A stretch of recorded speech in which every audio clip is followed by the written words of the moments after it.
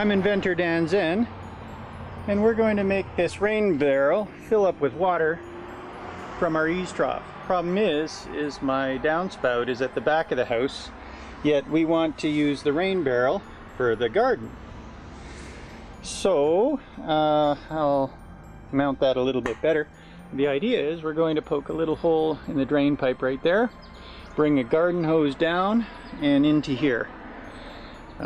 So let's show you how we can strain that up in the, because of course a garden hose is small, so we want to make sure that it's strained properly. So we're going to strain it with a can. I did think of making the hose go right down into the garden, but you don't really want to water your garden when it's raining. You want to store that water and use that for later. So that's why the rain barrel has been quite good. Now there might be different things that we could use rather than these sort of bought rain barrels, but right now there's issues with keeping mosquitoes out, and they're screened or strained, and so there might be other inventions kind of on the rain barrel side, but for now I just like people to be able to get their water into their rain barrel in an easy way. Imagine just a little plug. If a system could be worked in, it's just a little, you screw in your garden hose into the drain pipe with a strainer of some sort. Again, I'd rather not have to manufacture this and sell it. I mean, maybe it would be a good idea, hard to say, but if we can point to a can that you're going to throw out and say, take 10 minutes, poke some holes in that, stick it in your thing, stick this up, and put your garden hose down through it and poke 2 holes or 3 holes in your garden hose. I think that's sort of the technique that I would rather, an installation that takes less than half an hour and you don't have to buy anything. I'm inventor Dan Zen. Let's see, I'll get to it now. Well, I went up on the roof, I put this in place, and I just ran water from the hose to test how this worked, and threw a bunch of leaves and stuff in the one side. And it worked well. I ran it for, I don't know, 5-10 minutes with leaves and stuff, and nothing came inside. So I think I'm ready to go.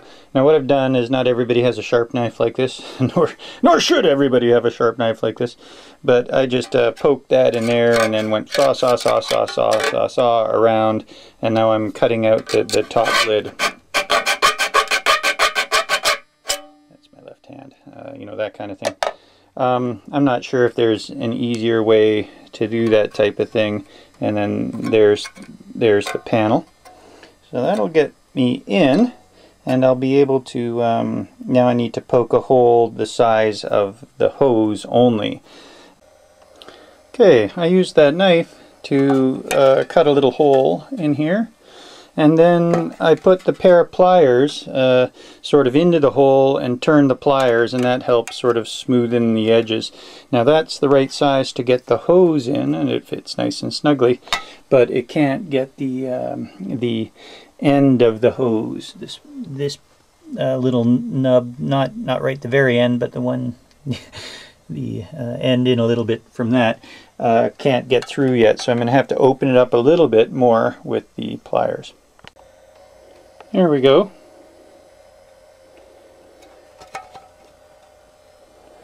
So that's now just sitting in that's the male end, so it doesn't have the nub on the end.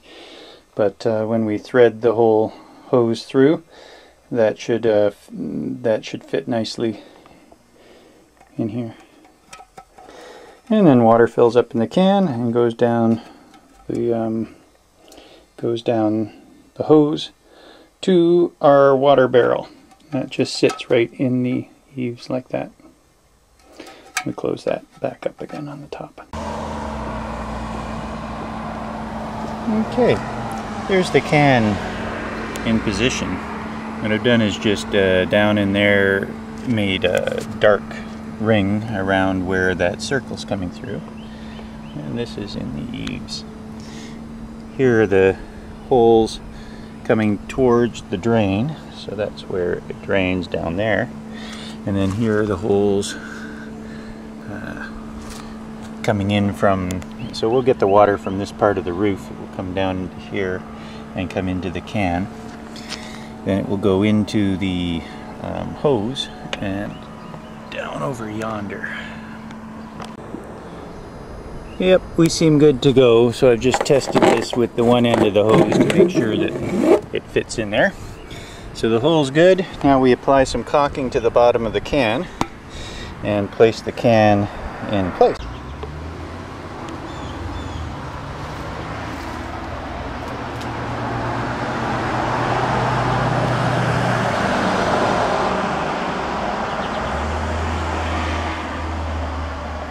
Here's the final rain barrel.